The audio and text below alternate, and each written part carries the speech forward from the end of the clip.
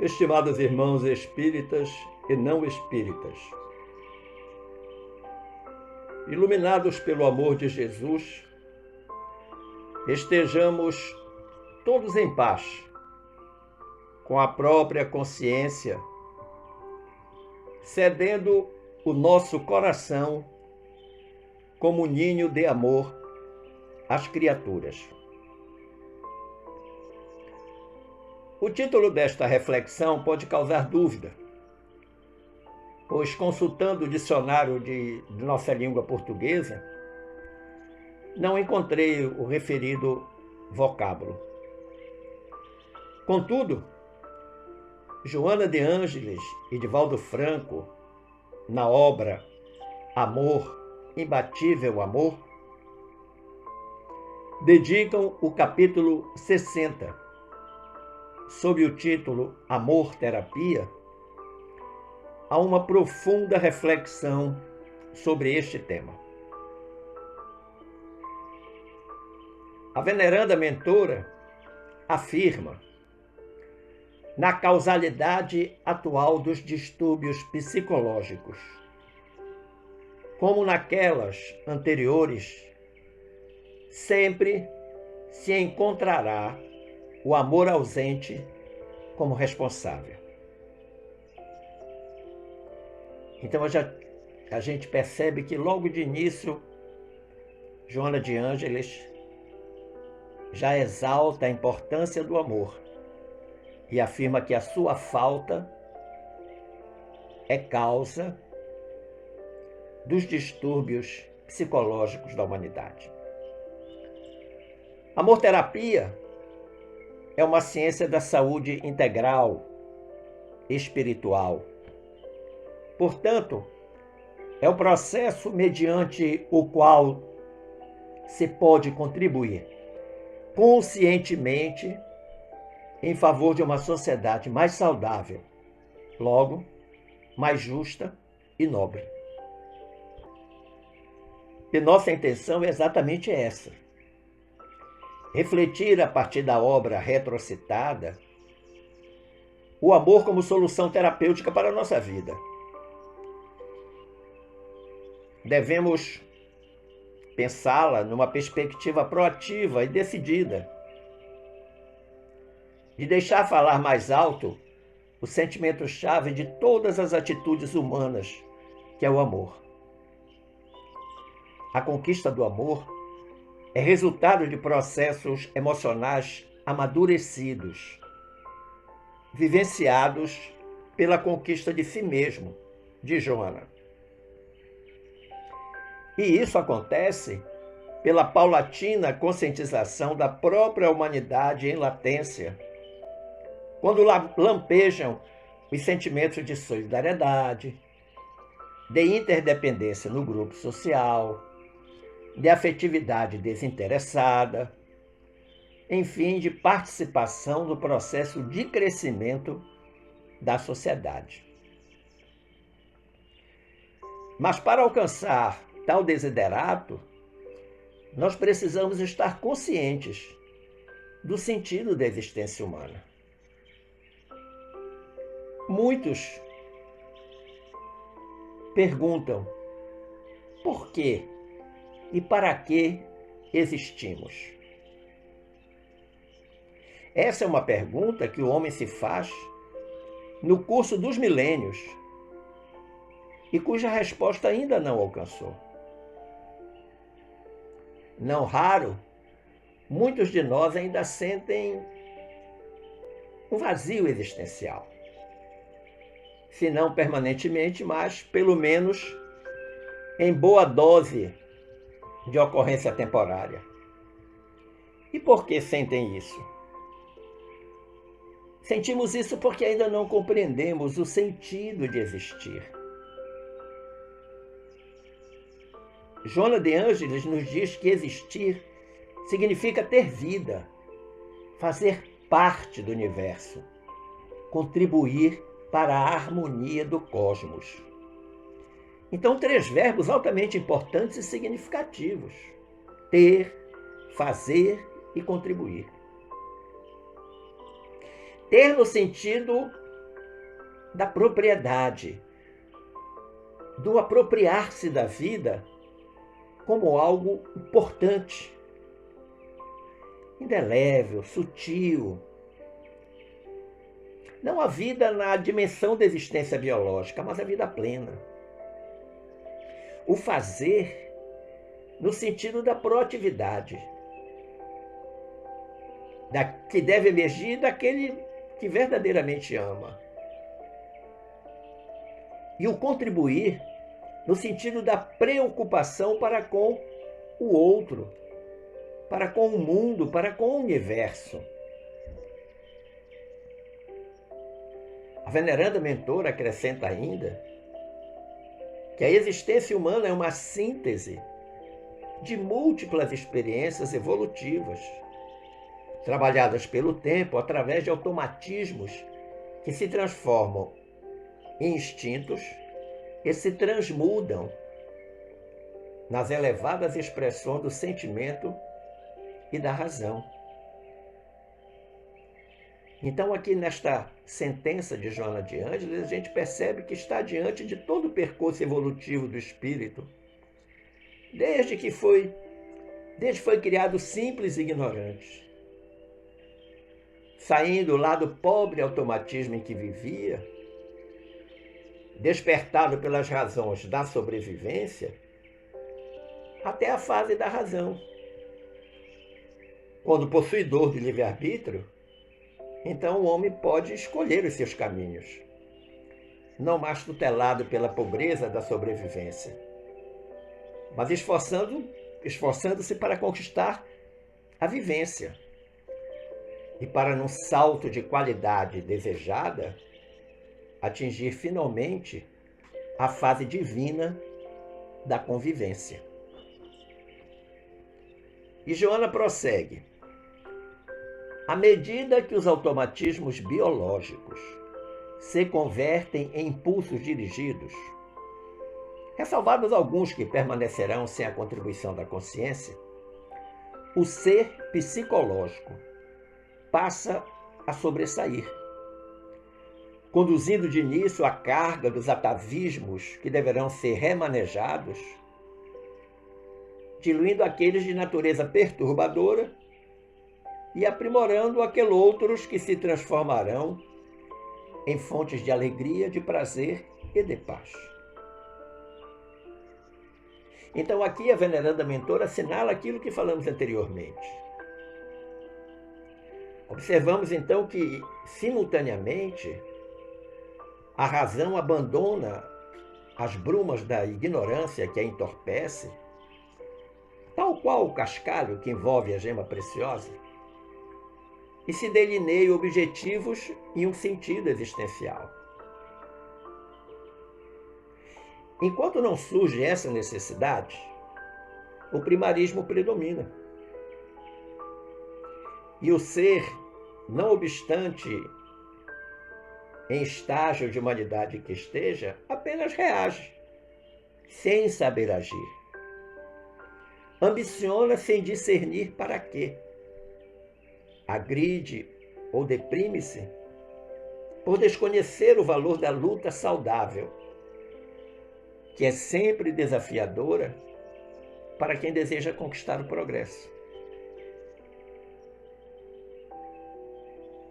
Surgem então as interrogações que fazem parte da busca do sentido existencial. E a primeira delas é: para que viver? A regra é bem clara. Viver da melhor forma possível é o desafio imediato. Viver bem, desfrutando dos recursos que a natureza e a inteligência proporcionam para bem viver. Sim, bem viver no sentido das realizações internas do homem, com um desenvolvimento ético adequado, que proporciona bem-estar interior. E é exatamente nisso que está a razão para se lutar. Porque A segunda interrogação é: por que lutar? Tal conquista sempre se consegue mediante o esforço da não aceitação comodista. Partindo-se para a luta de crescimento pessoal e de transformação ambiental que facultam a existência feliz. Quando o homem, então, se conscientiza desse aspecto ético que o luta, que o faz lutar, melhor dizendo, para esse bem-estar interior, ele começa a entender a razão da sua luta. A terceira interrogação: como desenvolver essa capacidade de perseverar até alcançar a meta? A meta é bem viver, o estado de plenitude interior, espiritual. Diferente do viver bem, que está ancorado na materialidade, que dá sustentação às necessidades do corpo biológico, do corpo físico. Como desenvolver essa capacidade de perseverar até alcançar a meta? Precisamos entender que o nosso trânsito no instinto animal, foi de demorada aprendizagem. Nós nos demoramos muito tempo na fase animal.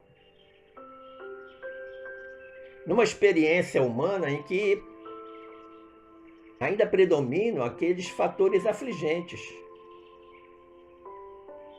lá da fase animal, que a lógica, o pensamento lúcido e a razão se empenham por substituir. Ou seja, tirar todos aqueles instintos animais. E quando a gente chega nessa fase em que tudo tem lógica, o pensamento é lúcido e nós temos pleno domínio da razão, a gente começa a agir evitando reagir. Começamos a pensar antes de atuar. Começamos a reflexionar como passo inicial para qualquer empreendimento. Começamos a promover a paz, ao invés de investir na violência. E tudo isso constitui-se passo decisivo para um comportamento saudável. E comportamento saudável é comportamento feliz. Lembremos que, criado o espírito simples e ignorante para adquirir experiências a esforço próprio, lutando diuturnamente e renascendo para aprimorar-se, reencarnando com vistas à evolução, as realizações se transferem de uma para outra vivência. De encarnação em encarnação, nós vamos acumulando patrimônio, dando curso aos impositivos da evolução, que enquanto não vigir o amor, esses impositivos de evolução vão se dar às custas de processos aflitivos. Porque quando eu vigio o amor, tudo muda. A razão da existência tem nos mostrado que o nosso processo de evolução tem sido penoso, alongando-se aí por milênios, sob o impositivo da fatalidade que há de nos conduzir à perfeição. Mas você poderia perguntar-me, por quê? Por que está acontecendo, tem que ser dessa forma? Aí Joana responde. Ela diz: enquanto vicejarem os sentimentos controvertidos da atual personalidade humana, estereotipada nos clichês do imediatismo devorador, Então ela vai começar a apresentar quais são esses elementos que acabam constituindo esse impositivo da fatalidade. Então, o primeiro deles aí é esse imediatismo devorador. E ela diz: enquanto os impulsos sobrepujarem a razão nos choques dos interesses de gozo insensato, ou seja, queremos gozar a vida, não importa quanto custe, não importa se atropelamos alguém. O importante é o chamado gozo insensato. O segundo elemento. Joana diz: enquanto houver a predominância da natureza animal sobre a espiritual. E isso é um fato que nós não temos como desmentir. Muitas vezes em nós predomina essa natureza animal. Ela diz: enquanto as buscas humanas se restringirem aos limites estreitos do hoje e do agora, sem a compreensão das consequências do amanhã e do depois, o ser humano arrastará a canga do sofrimento, estorcergando-se nas rudes amarras do desespero. É fato que a grande maioria da humanidade só está pensando no aqui e no agora.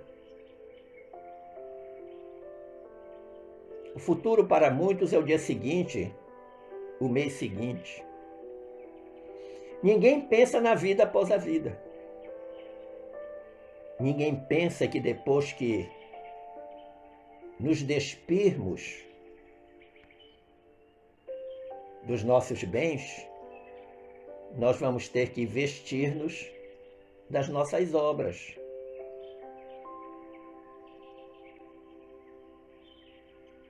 E Joana é bem clara, dizendo que nós ainda não temos compreensão das consequências do amanhã e do depois. Muitas de nossas condutas equivocadas vão gerar com absoluta certeza dores e sofrimentos logo, logo. E se não fizerem nesta encarnação, com certeza levaremos no passivo da existência quando desencarnarmos. O que fazer então? Aí surge a proposta terapêutica da amor-terapia. Nós já dissemos que a amor-terapia é a estratégia consciencial, resultante dos processos emocionais amadurecidos e vivenciados pela conquista do self, ou de si mesmo. Por ser uma estratégia consciencial, nós temos pleno domínio sobre ela. Agora, ela não surge ao acaso. Ela é uma consequência. Ela é uma resultante. De quê? Dos nossos processos emocionais, que devem amadurecer, que devem evoluir, na medida em que nós conquistamos cada vez mais a nós mesmos, nos nossos sentimentos, nas nossas reações. A destinação do homem, a destinação humana é viver em sociedade. E aí eu digo que a fatalidade evolutiva aponta para a necessidade de viver bem, de bem viver com o outro, com o próximo, com a natureza. Diariamente nós precisamos conquistar esse amor por nós mesmos, para compartilhá-lo com os demais. O amor é como um copo com água. Esta água só sairá do copo para molhar o chão em duas circunstâncias. Ou se você por vontade própria, virar o copo para entornar a água, ou se a água começar a crescer indefinidamente dentro do copo, até que em um determinado momento ela ultrapassa os limites da borda física do copo e cai naturalmente pelo chão. O amor é assim. Se ele não crescer muito dentro de cada um de nós, ele não poderá alcançar ninguém. E em época de tantos compartilhamentos, é absolutamente inexplicável não compartilhar esse nobre sentimento. Aliás, o maior de todos. Exemplificado por Jesus à exaustão. Ninguém amou mais do que Jesus. E quantas vezes ele falou no amor? Amai-vos uns aos outros como eu vos amei. Ele deixou o exemplo. É como se ele estivesse dizendo para cada um de nós, vai lá, imita-me, faz igual a mim, ama como eu amo. Joana de Ângela nos ensina ainda que o problema do espaço físico, que contribui para a agressividade animal, à medida que se faz reduzido para a população que o habita, o que é que ela está querendo dizer com isso? O crescimento populacional em determinadas áreas, ele fica exagerado para o espaço que se dispõe para essas pessoas viverem. Então começa, entre aspas, uma guerra.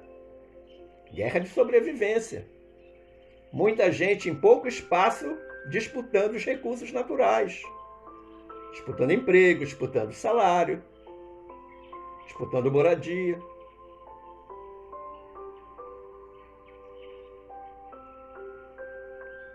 Mas ela diz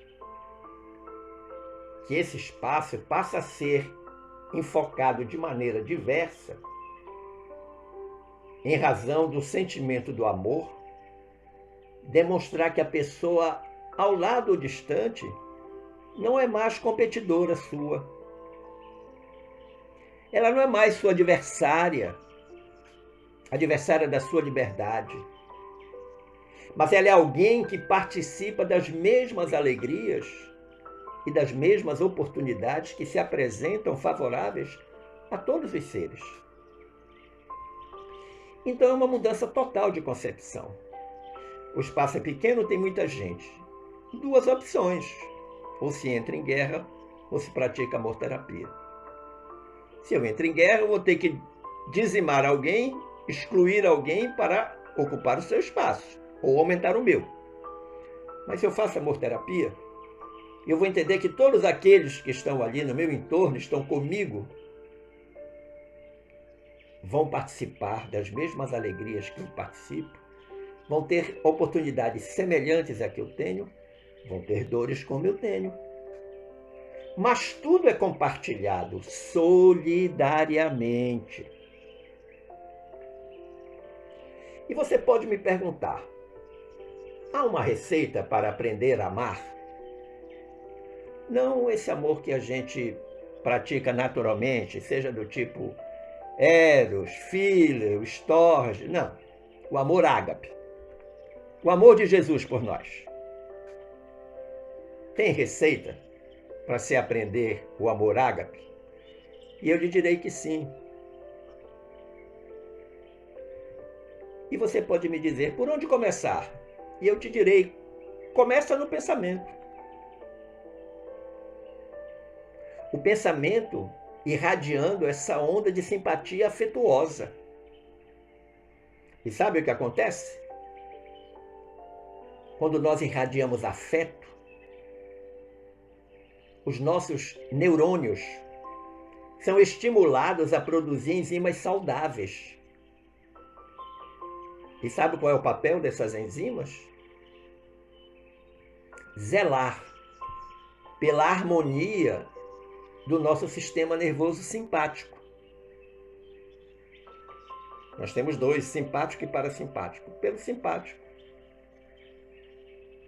estimulando nossas glândulas de secreção endócrina e enfrentando e diminuindo a produção de toxinas de qualquer natureza que serão responsáveis pelos processos degenerativos que podem alcançar nosso corpo biológico.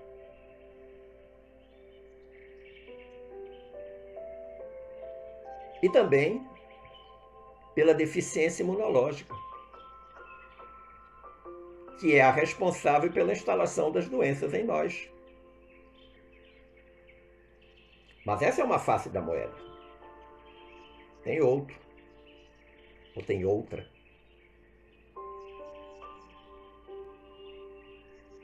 Por outro lado, face ao enriquecimento emocional que o amor proporciona, a alegria de viver estimula a multiplicação de imunoglobulinas. Olha que interessante. Qual é o papel delas? É um agente de defesa, que preserva o organismo físico de várias infecções e por isso torna o corpo mais saudável. Ao mesmo tempo, a irradiação psíquica produzida pelo amor direciona vibrações específicas em favor das pessoas enfocadas, aquelas a quem nos dirigimos, aquelas em quem pensamos. Lembra que eu falei anteriormente, tudo começa no pensamento.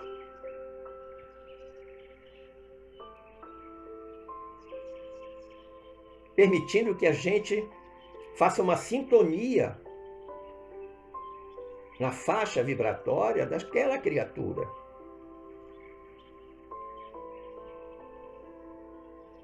E aí toda aquela vitalidade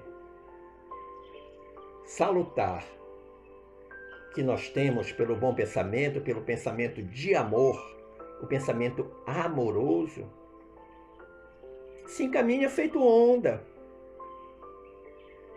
igual as ondas sonoras, e alcançam aquele a quem nós estamos dedicando esse pensamento de amor. Não nos esqueçamos que o universo é estruturado em energia que se expande em forma de raio, de onda, de vibração. O universo é feito disso, está estruturado com isso. E o ser humano, nós, por nossa vez, somos um dínamo produtor de força, que vem descobrindo e administrando tudo o que nos cerca.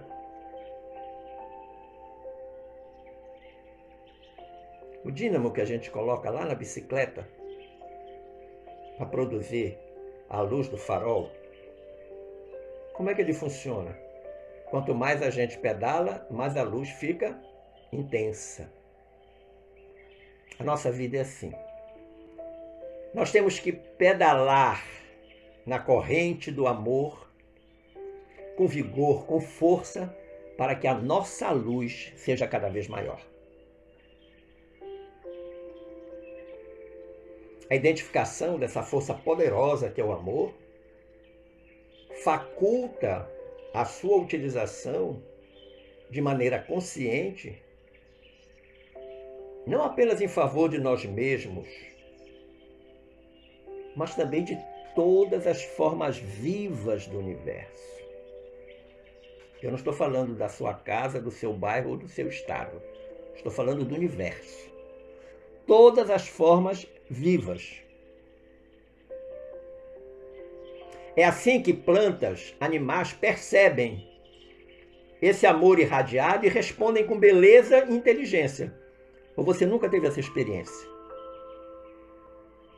Experimente molhar uma planta, uma flor. E enquanto estiver molhando, converse com ela. Fale de amor com ela. Fale com amor para ela. E perceba que ela vai reagir, vai lhe responder com beleza e inteligência.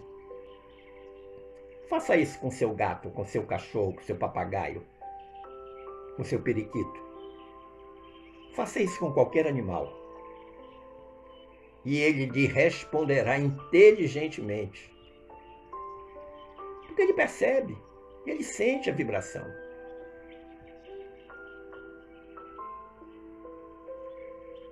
Então, recapitulando, a amoterapia é o processo mediante o qual a gente pode contribuir conscientemente em favor de uma sociedade mais saudável, portanto, mais justa e mais nobre.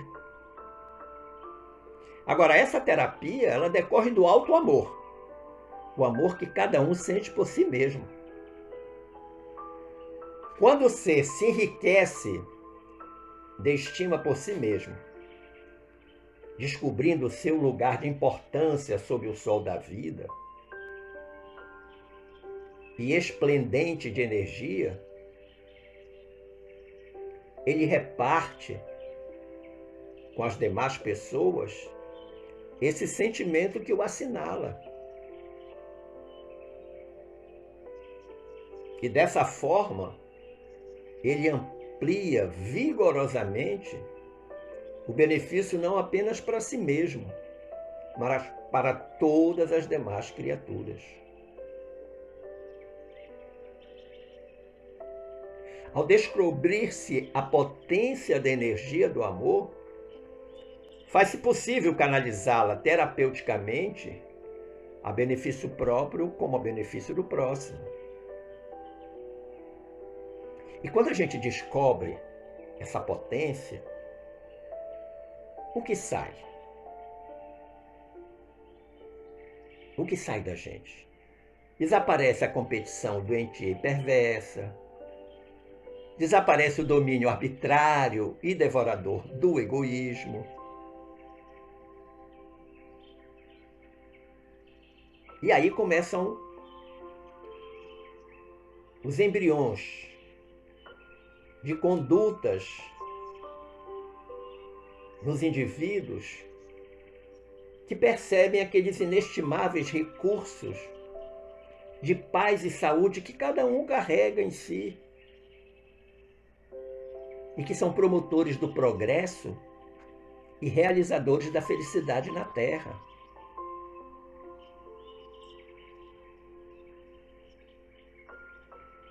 Então nós tiramos egoísmo, nós tiramos as competições, a arbitrariedade, tiramos as nossas maldades. Isso sai. Você pode perguntar, e o que entra? Entram 3 tipos de amor sugeridos pela mentora de Divaldo Franco. Quando eu digo entra, é no sentido de que eles estão latentes e acordam, explodem.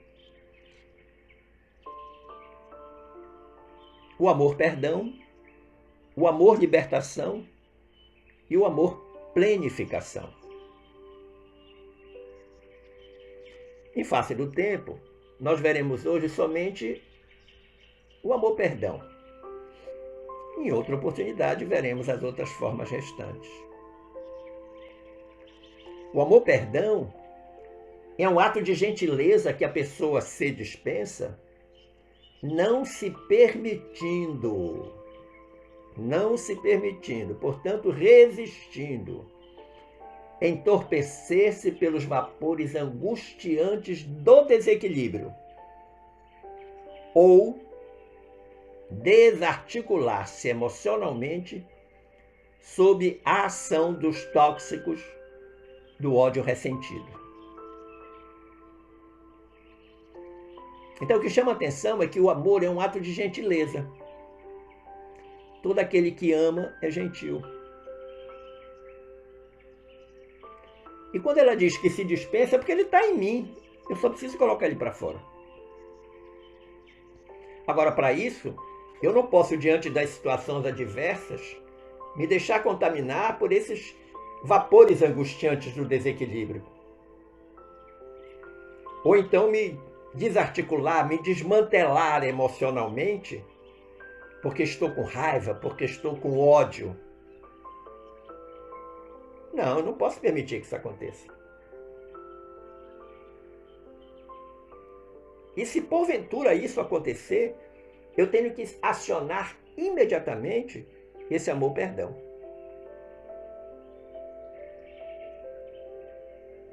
Quando o amor vige nos sentimentos, não há lugar para ressentimento, para mágoa, para raiva e também para os seus sucedâneos naturais, que são a cólera, a ira, a vingança. Os nossos transtornos afetivos acontecem quando estamos desequipados dos valores éticos morais, não sabendo interpretar e aceitar os fatos da vida. Porque é fato que nós vamos passar por dificuldade sempre. Lembrando que nós estamos matriculados numa escola chamada Terra.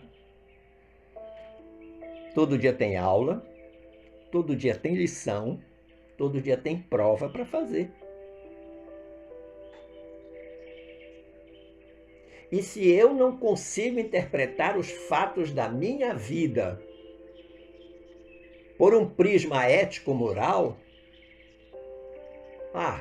seguramente eu vou descambar para esses sentimentos negativos do ressentimento, da mágoa, da raiva.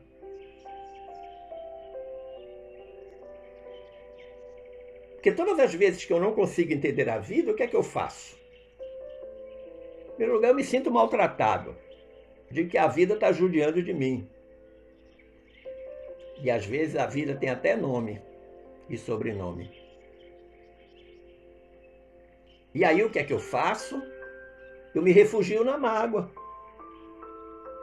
Me refugiando na mágoa, eu gero um estado interior de vingança. Eu digo a mim mesmo, eu preciso ir afora, isto não pode ficar assim. Mas, se eu me valer, ou valer-me, do amor-perdão, eu consigo superar. A doutora Robin Kazarjian, ela diz que a mágoa ou o ressentimento instala-se nos sentimentos em razão do self encontrar-se envolto por subpersonalidades. Olha que interessante. Que são as qualidades morais inferiores. Então a doutora Robin, ela diz que subpersonalidade são aquelas minhas qualidades morais inferiores. E ela diz de onde vem. Aquelas herdadas das experiências primárias do processo evolutivo. Então elas têm uma origem no tempo e no espaço. Em algum momento elas passaram a existir em mim, em qualquer um. E ela diz quais são essas experiências primárias: a inveja, o ciúme, a malquerença, a perversidade, a insatisfação, o medo, a raiva, a ira, o ódio. E se eu for dizer todas, a gente não termina, pelo menos neste ano. Então a doutora Robin tem absoluta razão quando aponta a origem de tudo isso que muitas vezes nos atropela e que nos faz desamar. O homem maduro psicologicamente é saudável, diz Joana de Ângeles. E esse homem, sendo saudável, ele ama-se e perdoa-se quando se surpreende em erro. Porque ele entende que ele é um ser no processo de evolução. Que ele não é ninguém especial ou um ser irretorquível. Não, ele é alguém que pode errar. Mas ele tem consciência que precisa reparar o erro. Porque não basta apenas Tomar consciência é ter remorso. É preciso a reparação. Sem a reparação, não estaremos psicologicamente amadurecidos. O amor é saúde. É saúde que se expande, que cresce, que se avoluma, tornando-se vitalidade, que sustenta os ideais de cada um de nós, que fomenta o nosso progresso e que desenvolve os nossos valores elevados, aqueles valores que devem caracterizar a criatura humana. O amor, íncito em todos os seres, ou seja, algo que está dentro de cada um, é a luz da alma. Ainda que esta alma esteja momentaneamente em sombra, aguardando a oportunidade de esplender e expandir-se. O amor completa o ser. Só ele pode auxiliar na autossuperação dos problemas que perdem o significado diante da sua própria grandeza.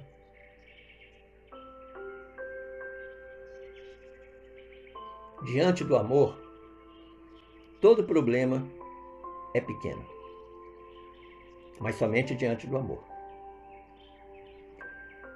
Agradecendo o carinho da sua atenção, eu peço que pensemos nisso. Pensemos nisso, mas sempre, sempre, sempre, sempre buscando a paz de Jesus. Forte abraço.